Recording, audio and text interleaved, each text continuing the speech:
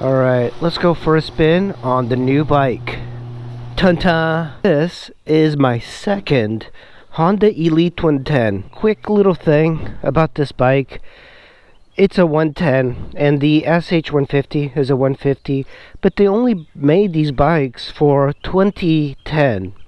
And so they're kind of rare. My other black lead 110 had a kickstand. You can see the spot here for the kickstand, which is a really nice feature. Having a kickstand, I don't know why that's such an important thing, but it is kind of nice to have. This is why I like it. The underseat compartment on this is huge. I can put a full-size helmet here, and because of the impression here, you can really close it and have no issues putting a full-size helmet inside here. Much more usable for daily transportation, but this one, the wheels are, I believe they're 12s. The SH, of course, has got 16-inch wheels, which handle like a motorcycle. This handles like a scooter. 50 is like high up. So if you're a shorter rider, this is the bike for you. And we're going to take it for a little spin. This is the first time I am riding this thing. You know, I have ridden this with a passenger, and it handles really well. Like, it doesn't lose power on the highway or anything. And I have taken it on the highway. This one, of course, I haven't. So we're going to do a little bit of a spin, and look at this flat board, and you have this. That's a nice feature. So here you have a way of charging your phone. You can put like various documents. It's lockable. It's kind of a fantastic little thing, and it's got like all the nice things about a Honda. You know, you have like these switches that are very high quality, very well laid out. And, you know, even the SH150 is very well laid out. You have a fuel gauge, you have temperature. This is very well designed. Now, my Elite 110 had a big windscreen, which I have now on the SH150. I don't know if I'm going to exchange it, but this one's in minty condition. Let's start this up. You hear the fuel injection, and it starts right up. And I don't know if it's got that weird kill. Look at that. It does have it. Look at that. That's incredible. All of these 2010s, SH150s, and lead 110s have this problem. So if I just touch around the kill switch, push down on the run, you see that? It kills it. There goes the engine light. It's weird. We are on board the Elite 110. And, you know, it doesn't have the punch that the SH1's got, but it's got plenty of speed. The one thing you notice from this bike and the 150 is that it's shorter right away. So if you're a smaller rider, the 150 is better. You know, the dimensions are better on the 150 for bigger riders, and also it's shorter, and it's the wheelbase is shorter on this. This thing just feels so sprightly. Like, it really feels like you can turn it like really quickly. And I'm gunning it, so it's a little bit less powerful, but not enough. And that's the thing. You can keep up with traffic on this as opposed to a 50. You know, the Honda Elite has got quite a big history. They used to make like the 80, the 100, the 150 Elite. It's a very popular Honda motorcycle from the 80s, and I'm surprised they didn't just label this as the Elite, even though it is the Elite. This is the new Elite, and they brought it only for 1 year, 2010, into the United States. It's a really good bike. Here's a very spooky thing. The last Honda Elite, my black one that I bought it from a guy. He was like 95 years old, and he died, so his son sold it. So I had to get like the death certificate to buy it and take it to the MVA. And this one, guess what? I bought it from a woman that her husband died.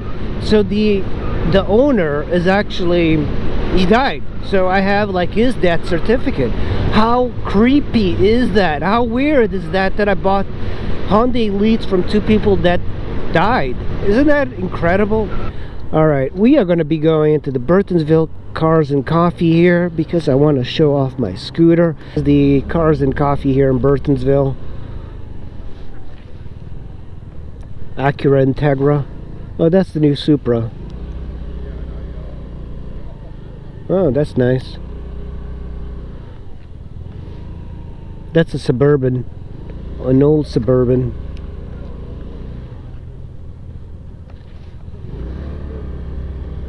That's a Carmen Ghia. Oh, that's a nice Buick.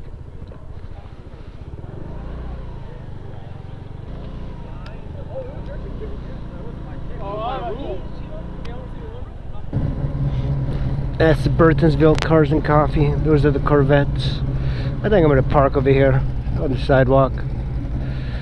Right here. So cute.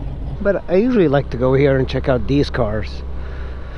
Here's a Corvette. It's like these people are insecure that they don't park near the fancy cars. Like this Nissan Cube. That's pretty cool. That's badass. And look at this Focus station wagon. You don't see those every day. There's this, what is this? A Toyota Corolla, the new one. Here's that sweet. This is a sweet pickup truck.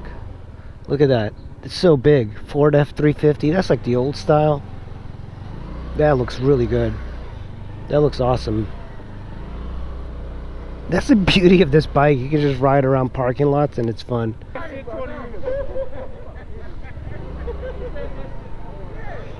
See these Corvettes? They look old already. Because of the new one came out. Makes the other ones look really old. Oh, look at that. There's the Carmen Ghia. I'm going to follow him.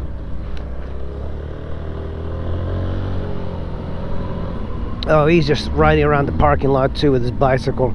He's got a shtick. Yeah, this bike is really kind of nippy. Because of the little wheels, it just turns so much quicker. It feels completely different than the SH150. And the suspension is really pliable. Of course, this road is kind of like well manicured, but everything about it is like very well done. It's just so short too. It's just I do like the SH150. Like you sit higher on it, and that's always like a nice quality to have. No hands and it doesn't shake. The SH150, man, there's something really wrong with the steering. I don't know where it is, but alright, this is the Honda Elite 110. The color is really kind of pretty. I like it. You know, it's kind of like this. You know, the problem with these Elite 110s and the SH110s, they come in very boring colors, but the reds are nice. I do wish that the reds were a little bit nicer, like more vibrant.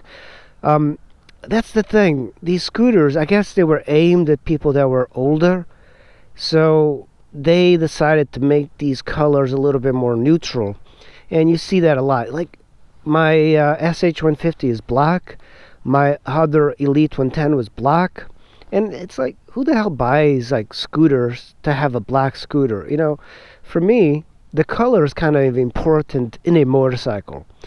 I have so many black bikes right now. The KLR, the Ascot was almost black, and the SH, the Tenere. What else did I have? I have a bunch of black bikes, and I don't particularly like black for a bike. It sounds cool, it might look cool, but I prefer having something vibrant that people do see you. So this bike, the major difference of this bike and the SH is that the wheel sizes. The wheel sizes, I believe, are 12s or 10s. I believe it's a 12. The Buddy 125 was a 10, so the handling difference on this is quite different. When you compare this to the Buddy 125, the Buddy, if you hit like a pothole, it would send you just all over. This one with the larger wheels are a little bit more adequate for general riding. And the SH150's got the 16-inch wheels that handle more like a motorcycle as opposed to a scooter. This handles like a scooter.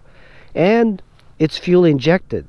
So when you have a fuel injected bike, it is just so much better. So much better. And the Buddy, of course, 125 was carbureted, so not that nice. But look at this. Here's in the, if you look in the front, there's like a hole here. There's no hole there, but it's very well designed. It would be nice for Honda to give us like just a little bit of a windscreen. It actually looks a little incomplete with this. Now, I don't know if you guys agree, but it kind of feels like it needs a little bit of just a short windscreen to make the styling just a little bit more. And I believe the battery is back here, if I recall. So the SH, the battery is down there. So on this one, it's here, and you just remove this to kind of pull out the battery. And look at this. It's got the shape kind of like a blinker. I don't know if you're able to replace this with a blinker, but this one has got like the stalks, which is kind of like nice. If you drop it, they're much cheaper to fix than the ones that are built into the plastic. But it's got a very large fender as well, which is good for commuting. The horn and everything is kind of like behind here. This is liquid cooled as well. It's got one single rotor up front on a 12-inch, I believe, wheel size. And look at this, a big flat area. I really like that because, and it's also wide. The SH150 was actually a little bit more narrow. This one's like a wider board. I should probably measure it, but it feels very, very wide. It feels wide and short, and it's kind of like a very stocky sort of size. You know, another interesting thing about this, as opposed to my other bike, and I was talking about the Elite. So the Elite in Honda's lineup has been around for ages, since the, like, I believe the 70s or the 80s. This one says Elite. My last Elite, or the 110, did not have the Elite name on the sides. So this one does. And so, I don't know, maybe the previous owner did remove it. But I do like that the Elite is there. My previous Elite did not had a kickstand, which was nice, but that one's got a little slot for a kickstand, so that is a nice feature. And you know, on this, everything is kind of like interchangeable. It's a very simple bike, but it's very refined, like very smooth. When you ride this, you feel like you're on board a very high quality bike. Another thing that I really like about this bike is that if you turn the key to seat, you push in, it opens the latch, or for the seat, of course. But look at this. This is a massive storage compartment. Today I went to Cars and Coffee. I put my helmet here, closed it. It's a little bit on the tight side, but it fit. And you can put like a book bag here. Like, it's just massive. I believe this here is where the coolant is. And so really kind of a fantastic amount of space, more than I've seen in a lot of bikes. The Buddy 125. So the Buddy 125 that I had was taller. The seat shape of the Buddy 125 like came up higher like this. So it had a very deep, short pocket. And the reason is that the gas tank on the Buddy was over here. Look at this one. The gas cap is right here. So it keeps the weight of this bike much lower, putting the gas tank here. And I kind of like that. So that means that the battery on the SH is here, so it's good that they have the weight there as well. But I prefer the gas tank being here. And it is nicer to fill, because if you fill it and you get it dirty, it just gets on this floorboard, and then you can clean it up, and it's not that big of an issue. But the problem is with the SH, you kind of like open it up, fill it up, and it spills. And also another big advantage of the SH is that this seat is so padded and so wide that it's so much more comfortable. This should have been the seat that they put on the SH. There should have been this. This almost looks like maxi scooter size as far as the wideness. So if you're like a fat person, this might be a good bike for you, because it is a little bit wider. Now the only issue that you have is that it is very short.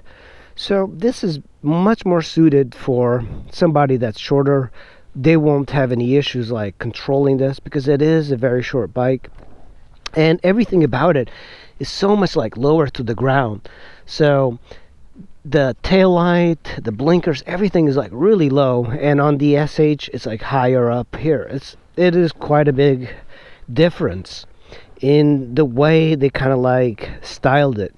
But I think it's very well styled. It looks, I think it looks kind of, I guess I could say bland, but usually there's a bad connotation with the word bland. But it's not bland in the way that most people think it. I think it's like stealthy. Like you would not like, it would not stand out. Even with the color, it's a little bit of a subtle scooter. And I think people that want reliable transportation, they would get this as opposed to something that's very showy. This is a fuel injected, water cooled bike. No, and another thing is that this has got the hook for the grocery bags, and then you have a lockable pocket. You can put stuff here, and look at this. That's a SAE charger for your phone or whatever. Great idea. Just really fantastic. Really fantastic. And you have a very large grab rail here. And when it comes to the dash, very simple but very well designed. I do like this kind of symmetrical look to bikes and scooters. You know, even my V-Strom had that sort of like symmetry, and I kind of like it when they think about that. I really like that they spend some time designing these to look aesthetically pleasing. A lot of bikes these days, they're styled in a like grotesque industrial way, and I guess like when you look at the Ruckas, it's styled industrial, but it's cute.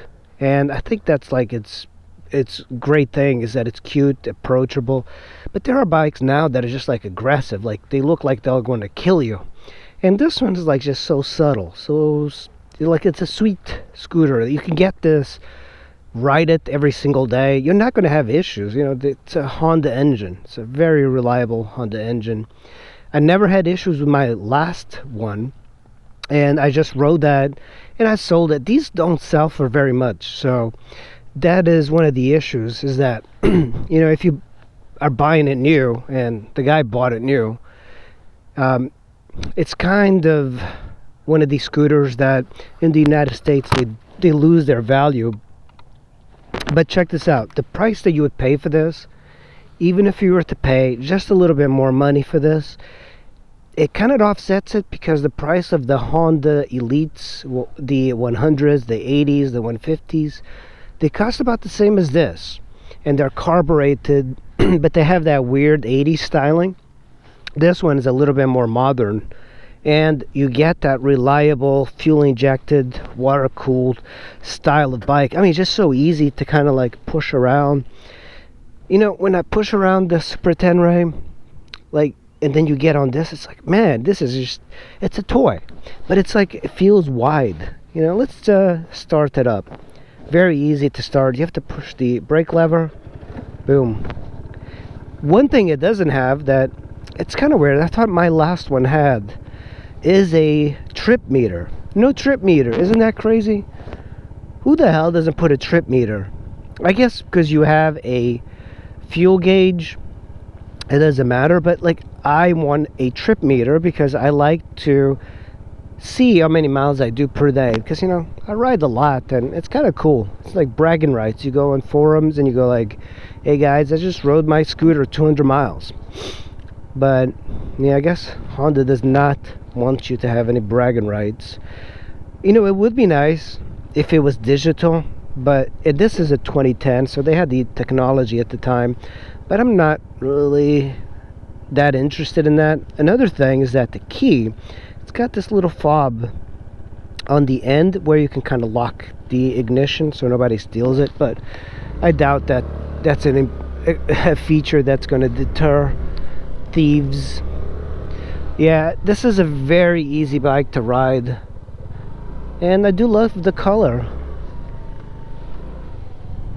It's one of these bikes that like you can ride it around a parking lot and have fun. that's the thing. Like I keep telling like scooter or motorcycle riders, you want to get a scooter because it's not about like doing the high speed twisty stuff. It's a whole different style of riding. They get in trouble with like hopping on the sidewalk, and you can kind of just like do this like, and nobody cares because it's a cute scooter, right? And it made me see like the close areas near my house a lot closer. It made me like appreciate like going to residentials and using residential zones as riding areas. And that's kind of a cool thing. A scooter lets you kind of hone down the areas near you and kind of make them almost like an adventure. I didn't have to like ride 100 miles away. Like on my Yamaha Super Tenere, I have to ride at least like 100 miles to kind of like have any fun. I have to ride 100 miles out of the city where I live to have fun. But this bike, it's like a local adventuring machine, and I don't think a lot of the motorcycle guys kind of like appreciate that. Like I can go into little residential zones and basically just have a lot of fun. And I do have fun on these things. It's like I go onto residential zones and it feels like I'm having an adventure. It feels like I'm leaving home. It's just kind of a crazy kind of things that happens. And with a 50, that idea is even more magnified.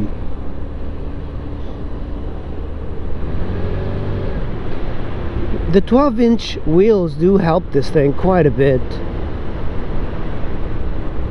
Yeah, I don't know, it just makes it so much more fun to ride if you have like 12-inch wheels, because it still feels like a scooter. You know, the problem with the SH150, it feels like a motorcycle, and that's not a bad thing, but it does feel like you're missing the scooter life. You know, when you have like something like this, it kind of feels like, oh yeah, it feels like a scooter. Like it just kind of turns like so quick. It's agile, you know, even more so with 10-inch wheels on the body. The body was like dangerously fast because it's a 125 with like 10-inch wheels. It's kind of it feels way too fast for those wheels. Well guys, thanks for watching. I really appreciate it. This is the new Elite 110. And I am going to be like doing a more of a formal review on it after I put some miles on it, but I kind of know what it is because I had one. So it's a really like tight bike. All right, thanks for watching guys. I will see you in the next video.